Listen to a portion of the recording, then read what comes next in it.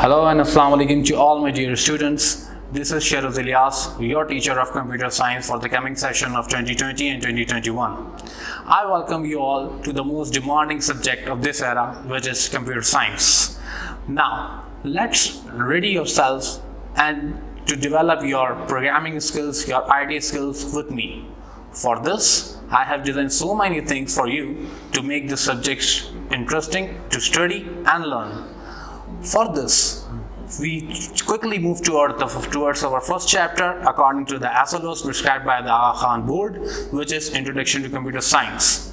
In this particular chapter, we will study about the components of the computer science, then we will study about the classification of computer according to data, according to capacity, and according to purpose.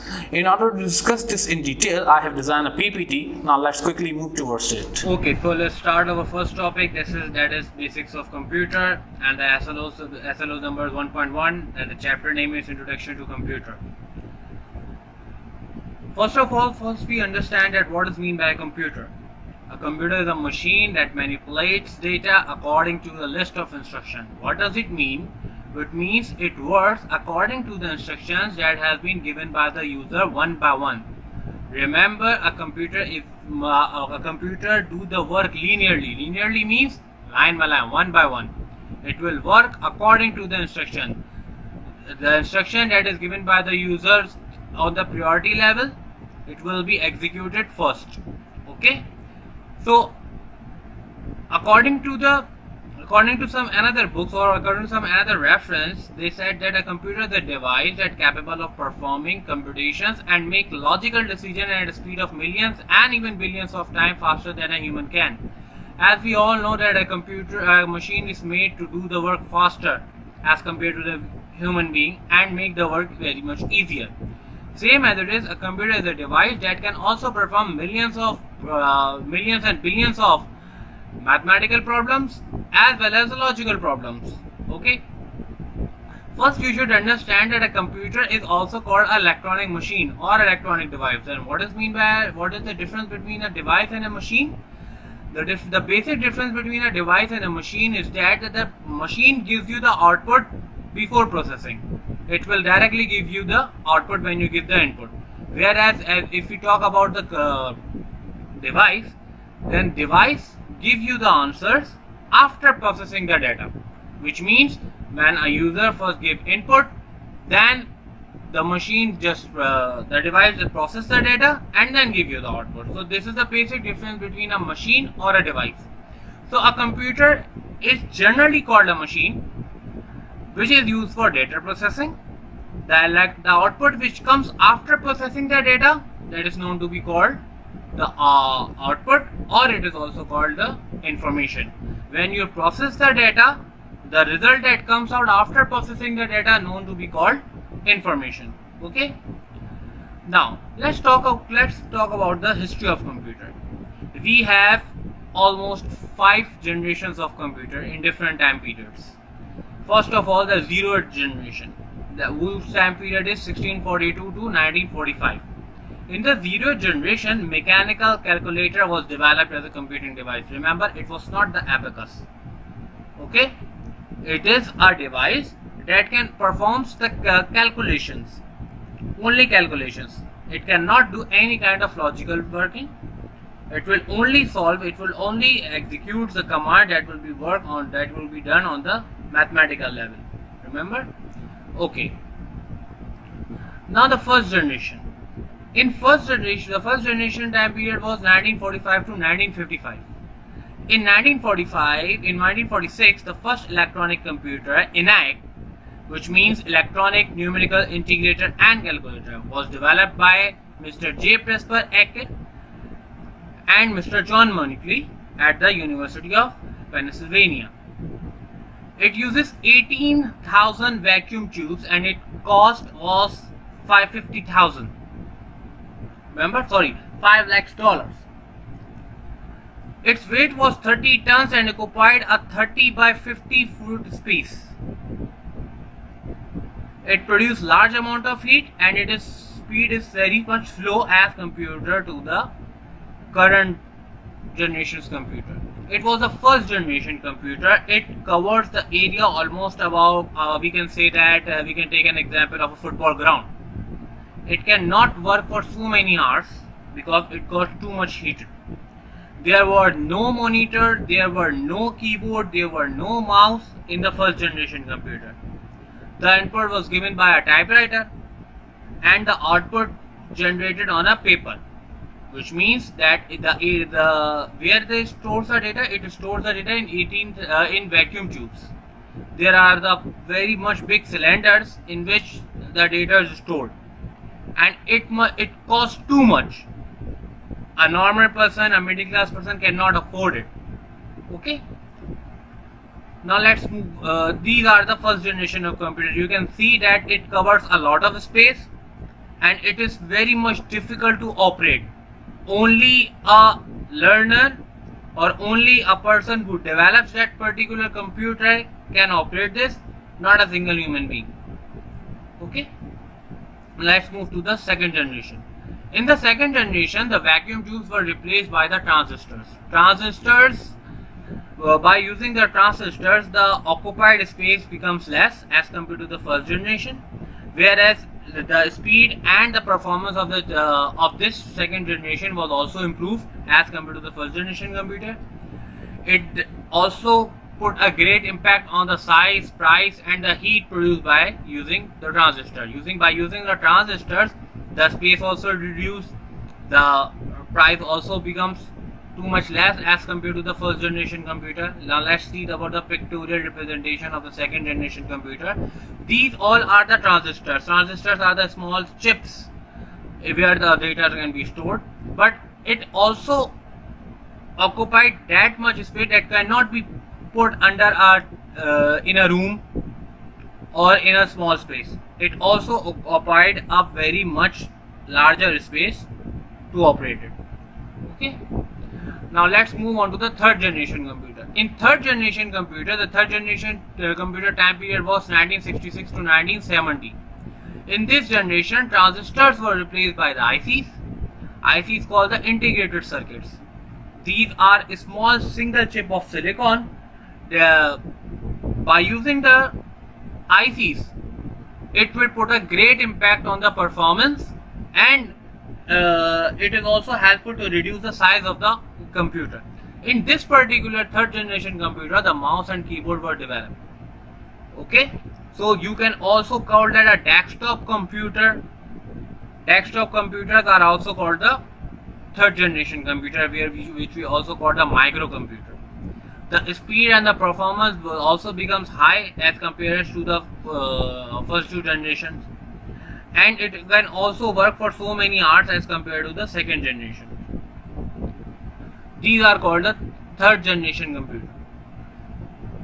You can see that our motherboard is also look like this because it has too many ICs. It consists of our motherboard also consists of too many ICs, which we also call the LSI, large scale integrations.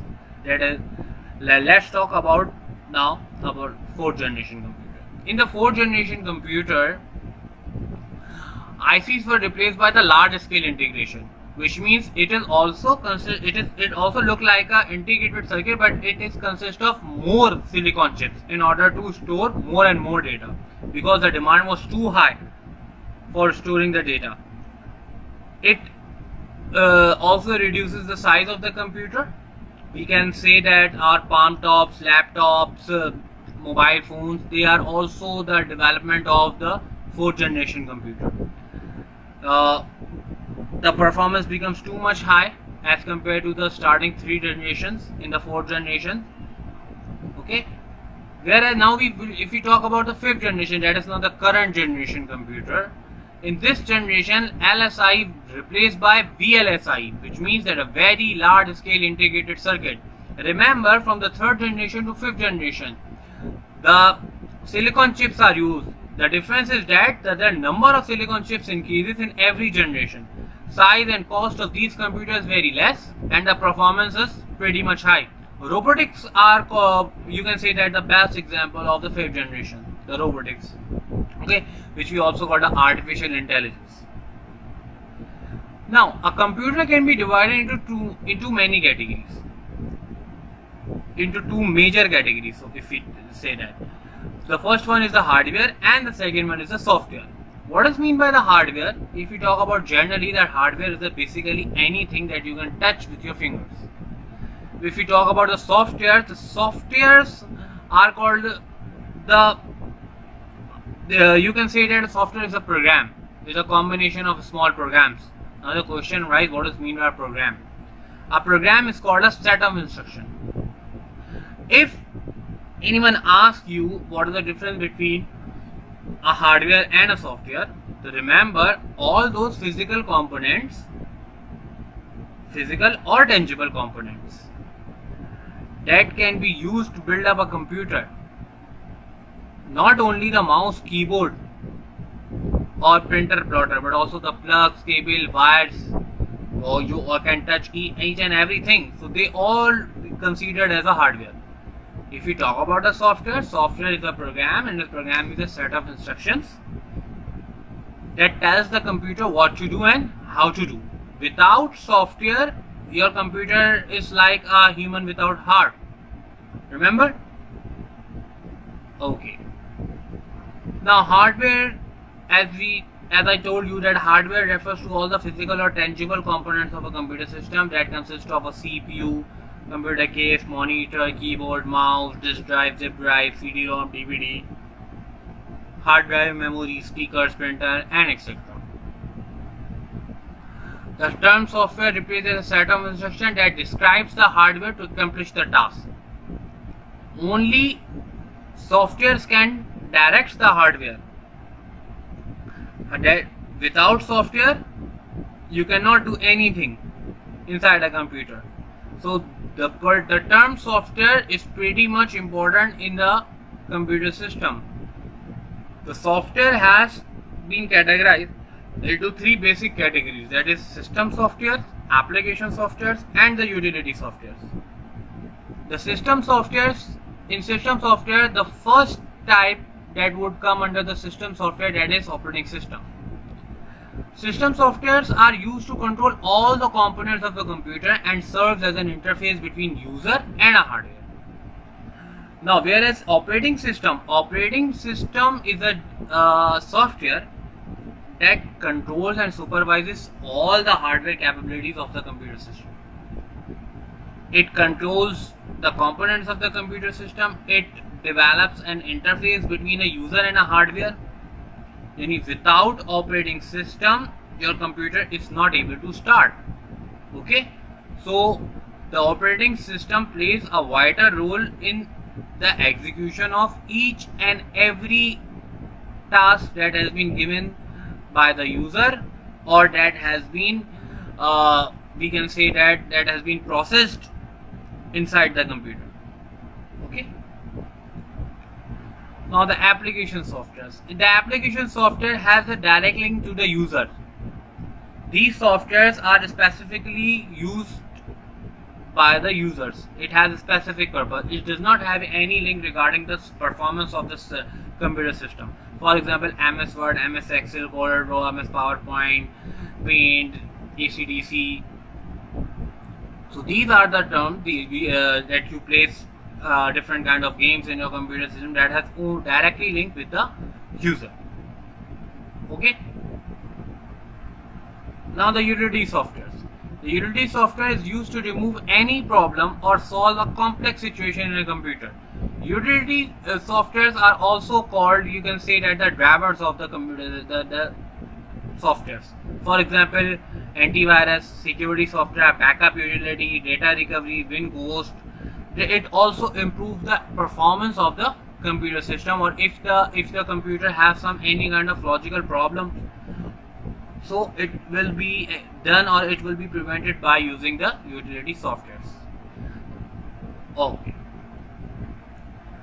Now we will discuss the remaining parts, the remaining presentation in the next part.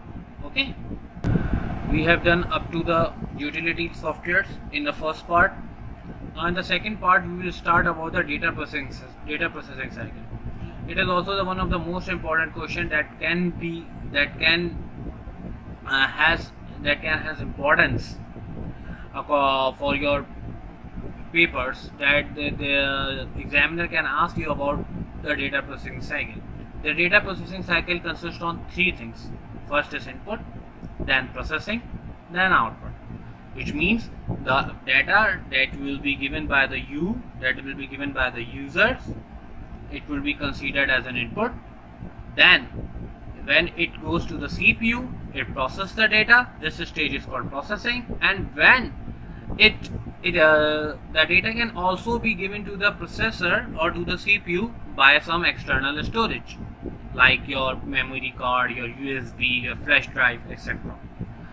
And after processing the input data, the output that you receive, the result that you receive is known to be called the output. So this is called the data processing cycle.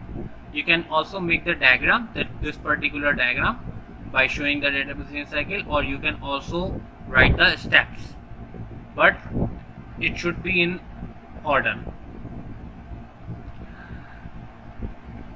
Now let's talk about some input devices. What does mean by input devices? Input devices mean a computer receives the data with an input device such as keyboard, mouse, scanner.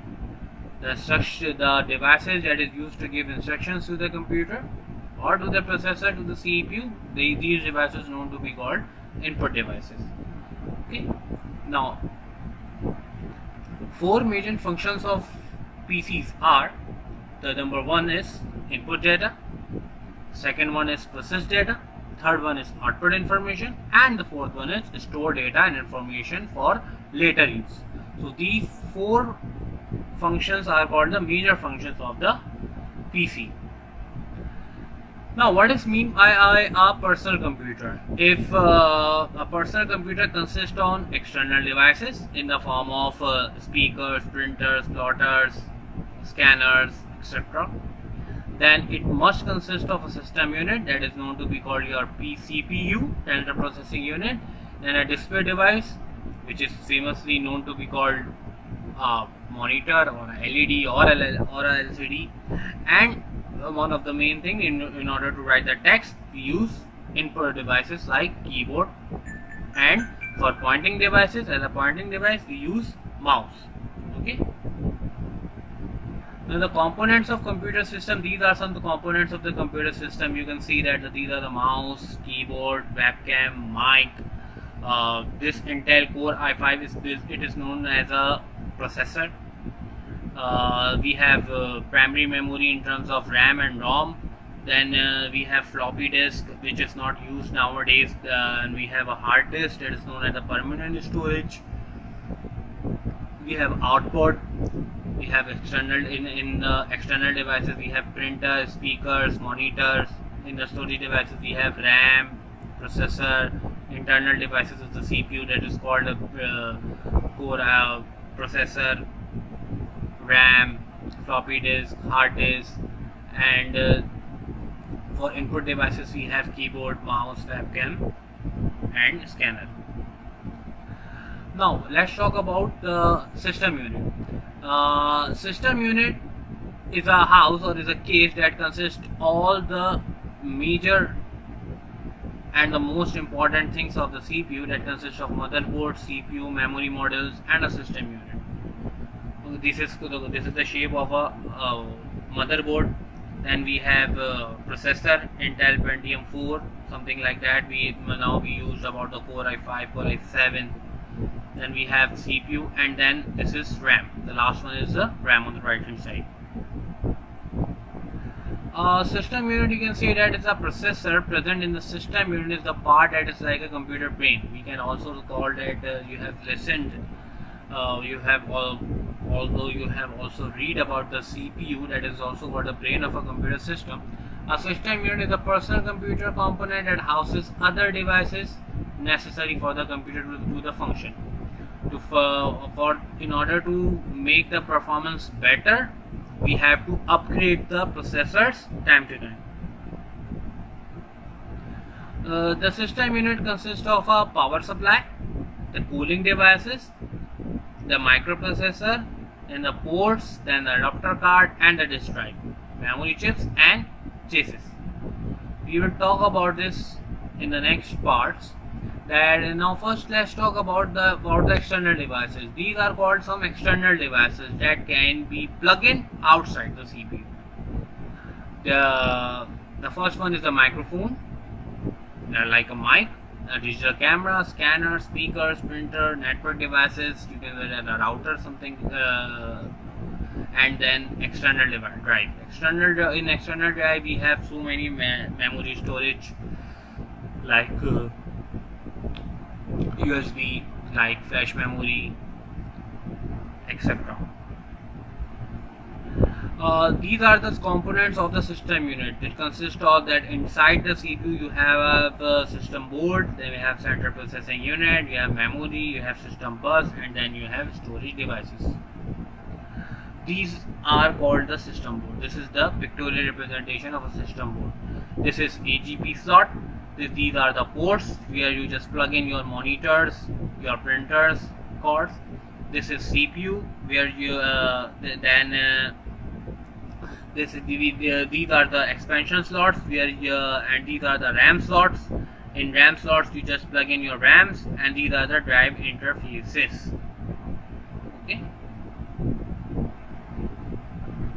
Now let's talk about the central processing unit. The central processing unit, sometimes called a microprocessor or just a preprocessor.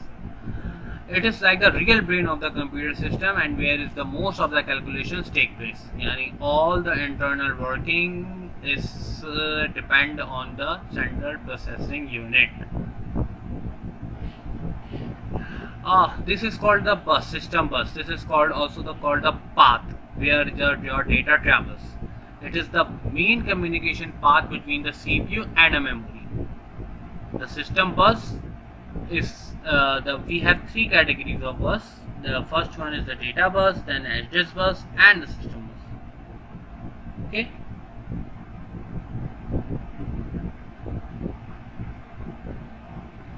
So this concludes the first topic, that consists of the basics of computer system. So inshallah we will further discuss the remaining topics of this chapter in the coming online class. This is Sheroz signing off. Okay, now I hope that the content we have discussed in the PPT give you a clear-cut concepts about each and every component of the computer systems.